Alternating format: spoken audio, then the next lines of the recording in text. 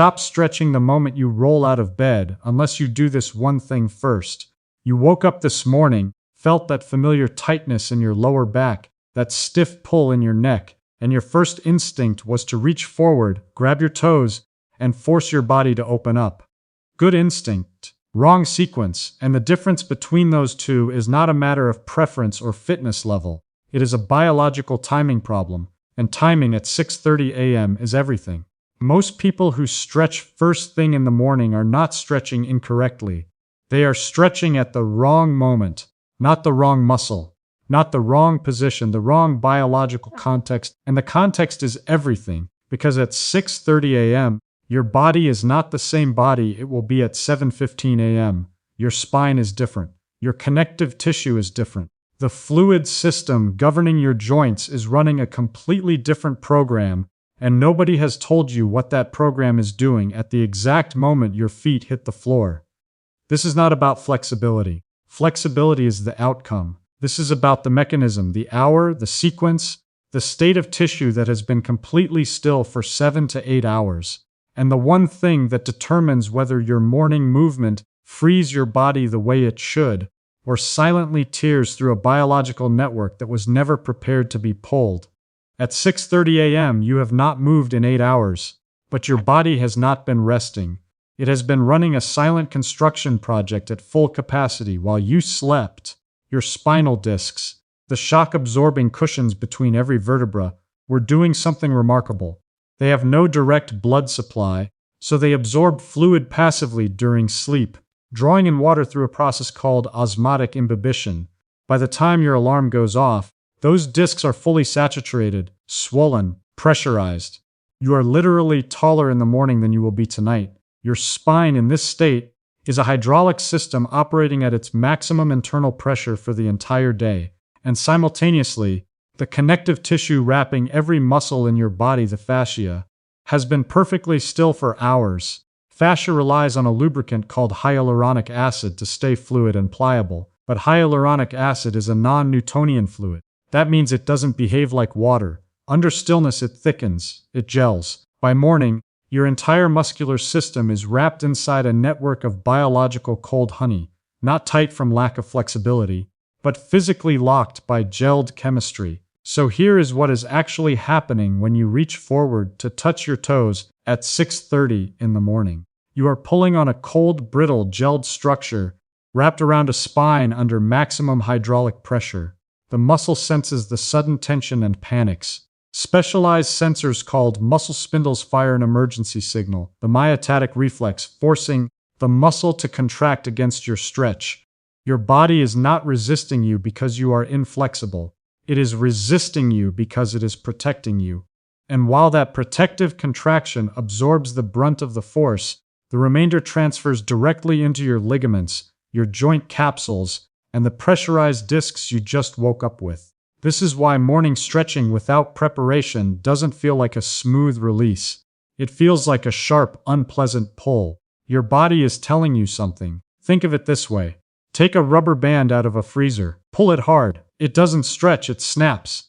Now take that same rubber band, warm it between your palms for 30 seconds and pull it again. It becomes elastic, it lengthens. Nothing about the rubber band changed except its temperature and the state of its internal structure. Your fascia operates by the exact same physics. Cold tissue tears, warm tissue lengthens. The solution is not to stop stretching. The solution is to understand that stretching requires a warm-up, and most people have it completely backwards. They treat stretching as the warm-up, when in reality it is the final reward for a properly prepared system. Before any elongation, before any pulling or holding, your tissue must transition from its cold gel state into a flowing, lubricated, thermally ready state. That transition doesn't happen by forcing it. It happens through a precise sequence, fluid first, gentle oscillations second, thermal generation third, and it takes less than 10 minutes. The result on the other side of that 10 minutes is not just a safer stretch. It is a completely different biological experience. Tissue that flows instead of resists. A spine that is ready to bend because the pressure has normalized. A nervous system that is no longer bracing against every movement. What happens in those 10 minutes, and exactly why each step works at a cellular level. That is what this video is about. To understand why the sequence matters, you have to understand what your body actually did while you were asleep, because it was not resting, not even close. Your spinal discs have a problem that the rest of your body doesn't. They have no direct blood supply, no vessels running in and out, delivering nutrients and carrying waste away on demand. Instead, they rely on a passive exchange system, absorbing fluid from the surrounding tissue during the long hours when your spine is horizontal and unloaded. The moment you lie down, that process begins. Fluid seeps in slowly, steadily, across the full length of your night. By the time 8 hours have passed, those discs have drawn in as much fluid as they can hold.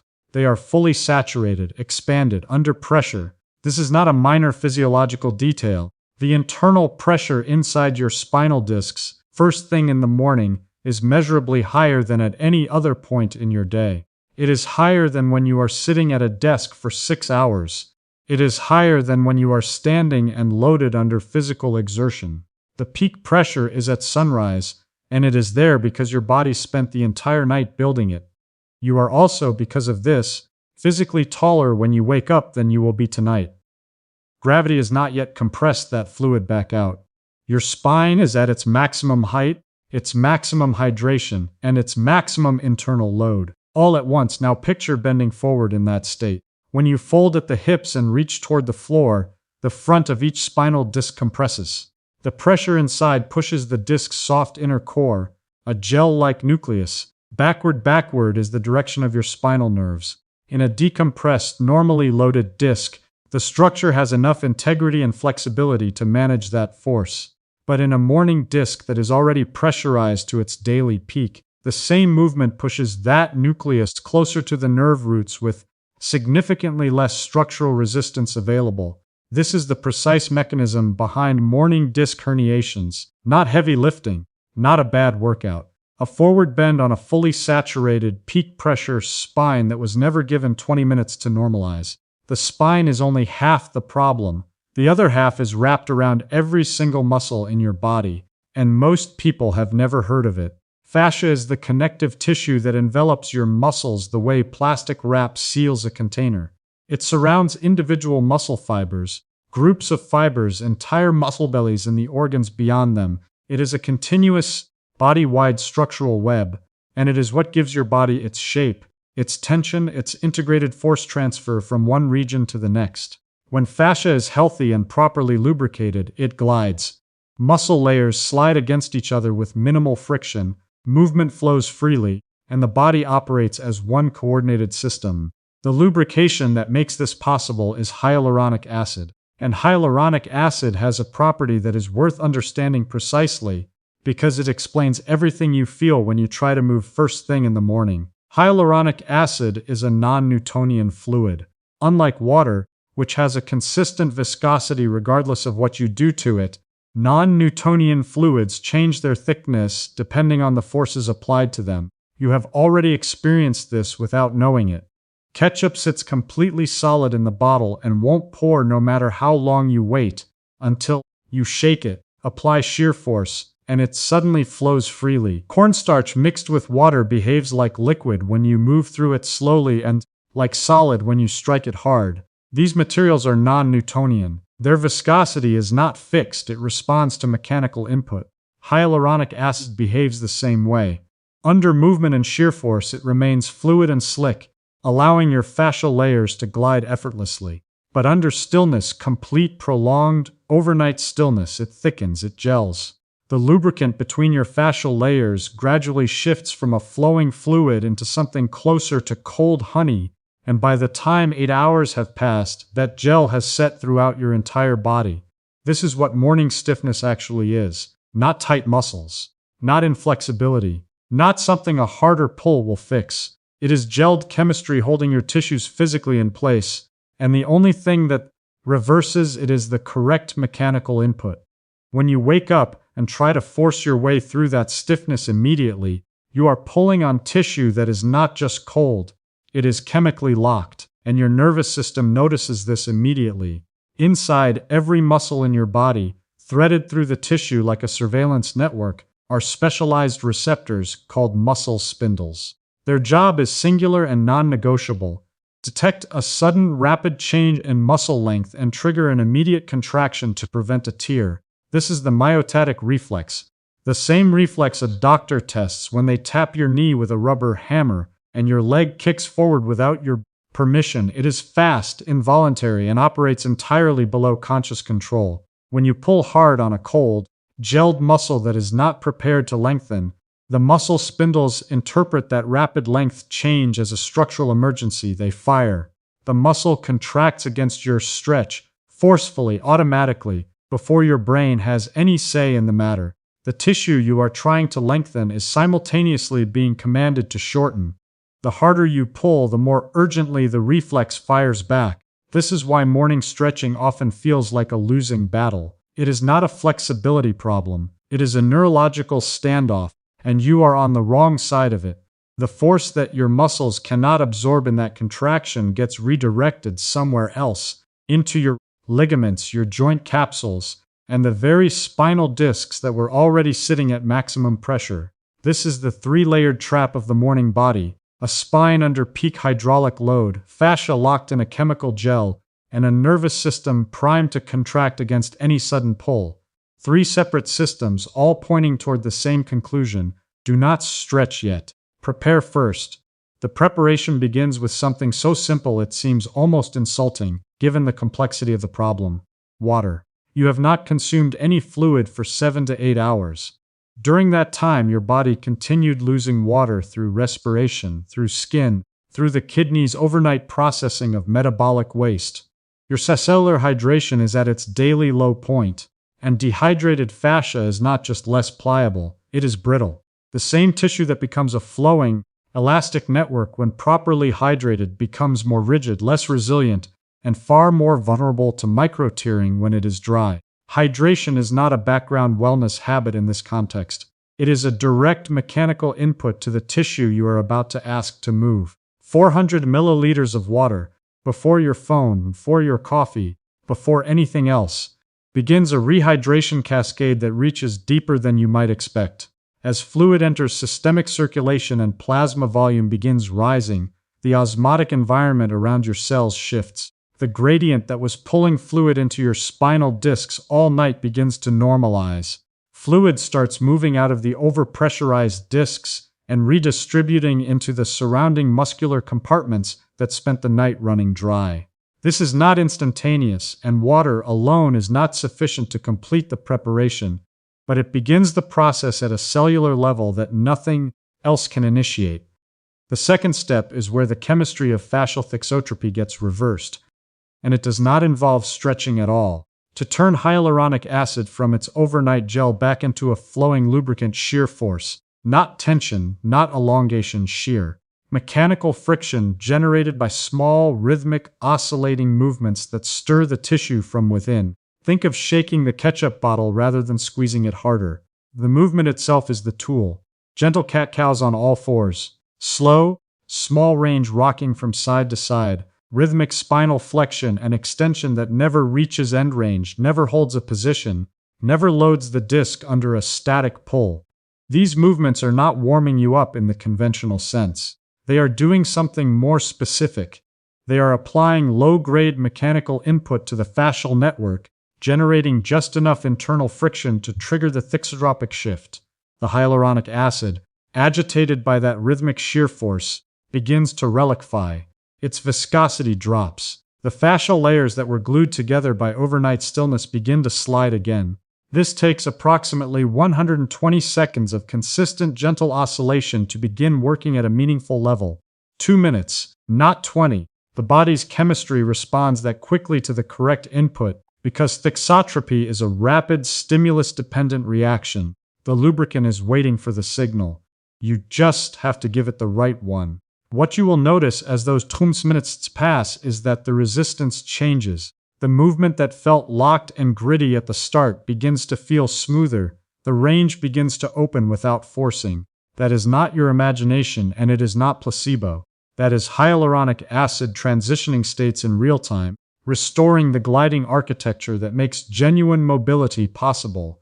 And critically, This is happening without a single stretch reflex being triggered, without a single pressurized disc being forced into forward flexion, without a single ligament being loaded beyond its morning tolerance. The tissue is beginning to wake up on its own terms. And the body that felt stiff, locked, and resistant 2 minutes ago is now entering a state where everything you actually want from a morning movement practice becomes safe, effective, and permanent. But the fascia is still not fully warm. The discs are still normalizing. There is one more system that needs to be activated before the body is ready for real mobility work, and it runs through your legs. Your legs contain the most powerful circulatory pump in your body outside of your heart. The deep muscles of your calves, when they contract, compress a dense network of veins running through the lower limb and force blood upward against gravity back toward the core. This is called the venous pump, and it is the mechanism your cardiovascular system depends on to maintain adequate circulation through your lower body during upright activity.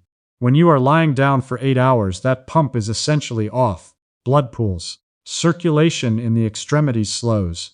The warm, oxygenated blood that tissue needs to become pliable and compliant is sitting largely idle in the central circulation, rather than perfusing the muscles and connective tissue that are about to be asked to move. Standing up activates the pump passively, but standing up and walking or performing a slow, deliberate set of calf raises activates it aggressively. Within 3 minutes of rhythmic lower leg movement, the venous return from your legs surges. Fresh, warm blood floods upward through the core, branches into the thoracic and lumbar musculature, and begins raising local tissue temperature in the very regions that have been cold and unloaded all night. This is not a metaphor for warming up in the general sense. Local tissue temperature is a direct, measurable variable that governs how elastic your connective tissue is, and the difference of even a single degree Celsius in muscle temperature produces a clinically significant improvement in tissue compliance and stretch tolerance. That 1 degree is not trivial. It is the difference between fascia that resists elongation and fascia that yields to it. 3 minutes of walking or calf raises delivers it. This is why the sequence matters so precisely. The oscillations from step 5 began liquefying the hyaluronic acid through shear force. The venous pump activation in step 6 raises the thermal environment that makes that liquid state stable and functional. Each step is building on the biological work done by the one before it. Nothing's redundant. Nothing is filler. Every component is targeting a specific physiological variable that the morning body has locked down overnight. But even with warm blood circulating, lubricated fascia, and a nervous system that is no longer bracing against every movement, your spinal discs are still not ready for deep flexion.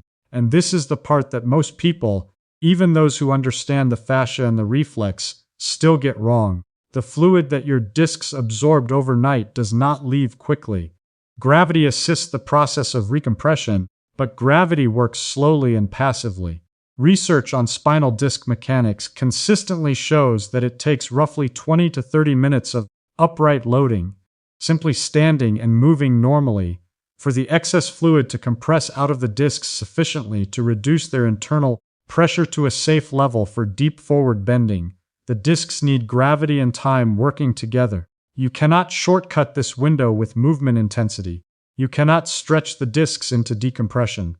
You can only wait, stay upright, and let the physics work. What this means practically is that the first 20 minutes after waking should contain no deep spinal flexion at all, no touching your toes, no seated forward folds, no heavy spinal twists, not because these movements are inherently dangerous, but because the disc that performs them at 6:31 a.m. is a fundamentally different structure than the disc that performs them at 6:52 a.m. Studies examining spinal disc vulnerability, specifically in the early morning period, have found that waiting this window before deep bending reduces disc injury risk by more than 50%. The movement hasn't changed. The biological readiness of the structure has. 20 minutes of being upright, hydrated, oscillating gently, and walking is not wasted time. It is the prep work that makes everything after it effective and safe. And by the time that window closes, something significant has happened across every layer of the system simultaneously. The discs have normalized their pressure. The fascia has transitioned from gel to fluid. The venous pump has raised tissue temperature. The stretch reflex threshold has risen because the muscle spindles are no longer operating in a cold, unloaded threat environment. The body is now in a completely different state than the one it woke up in, and this is the state in which real mobility work belongs. But even here, the type of movement matters, because the instinct at this point, now that the tissue is warm and the body feels open, is to drop into a deep, static hold and finally let everything release. And that instinct, while understandable, is still the wrong tool for the morning. Static stretching, the kind where you hold a position for 30 to 60 seconds without moving, works by gradually overriding the stretch reflex through sustained tension. Over time, the muscle spindles habituate to the held length and the reflex quiets, allowing the tissue to lengthen. It is a valid tool in the right context, but in the morning, even after proper preparation, static holds carry a specific cost that is rarely discussed. They suppress neural drive. Holding a muscle under prolonged passive tension temporarily reduces the nervous system's ability to generate force and coordinate movement through that range. Studies consistently show that static stretching performed before activity reduces power output, reaction time, and neuromuscular coordination for up to an hour afterward. You have just spent 10 minutes carefully preparing your body, and static holds would partially undo that preparation before your day has even started. What the morning nervous system needs is not suppression, it needs education. It needs to be shown the new ranges of motion that the tissue preparation has unlocked, and it needs to experience those ranges under active, controlled movement so that the brain registers them as safe, functional territory rather than passive end-range positions that the body was forced into. This is what dynamic mobility does, and it is the critical distinction between movement that transforms the body over time and movement that simply feels good in the moment. Dynamic mobility means moving continuously through a full range of motion under your own muscular control. Hip circles that travel slowly through every degree of available rotation. Thoracic rotations where your upper back turns smoothly from side to side, never stopping, never straining. Shoulder rolls that trace the widest arc you can manage without force. Leg swings that travel forward and back in a controlled pendulum, exploring range without loading it passively. Every repetition of these movements is sending a signal from the periphery to the central nervous system. A signal that says this range exists. This range is under control. This range is safe to inhabit. The brain updates its map. The new mobility that the tissue preparation unlocked becomes neurologically integrated rather than temporarily accessed. This is the difference between people who stretch consistently for years without gaining lasting flexibility and people who move intelligently for 10 minutes and find their range of motion permanently improving. The tissue work creates the possibility. The dynamic movement patterns make the brain accept it. There is one final step, and it is the one most people skip entirely because it does not feel like much. After the joints have been opened, after the fascia is flowing and the nervous system has been shown its new range, you have to anchor it. Mobility without stability is not an upgrade. It is a liability. A joint that has been opened up but not stabilized will be immediately recaptured by the same postural holding patterns that locked it down in the first place.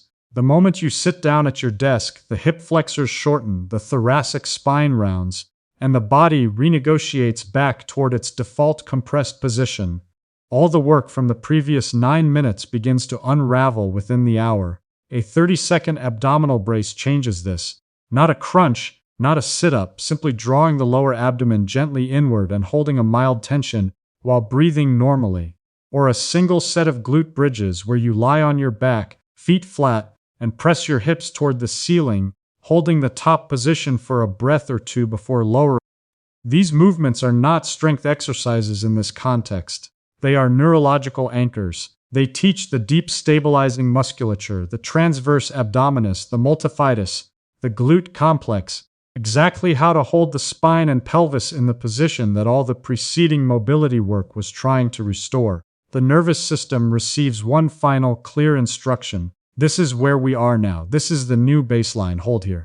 Without this anchor, The morning sequence is a temporary experience. With it, the body begins to structurally adapt toward the position you practiced, over days, over weeks, and eventually as a permanent shift in your resting mechanics. So here is what the full 10 minutes actually looks like, assembled into a single unbroken sequence. You wake up. Before your phone, before your coffee, before anything else, you drink 400 milliliters of water. You stand up and you walk around your room, down your hallway, back and forth, or you perform slow, deliberate calf raises while you breathe.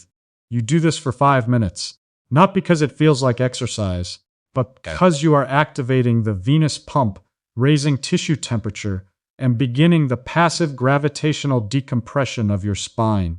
Then you lower yourself to the floor and spend 2 minutes in gentle oscillating movements, cat-cows, slow side-to-side rocking on all fours, small spinal waves that never reach end range and never hold.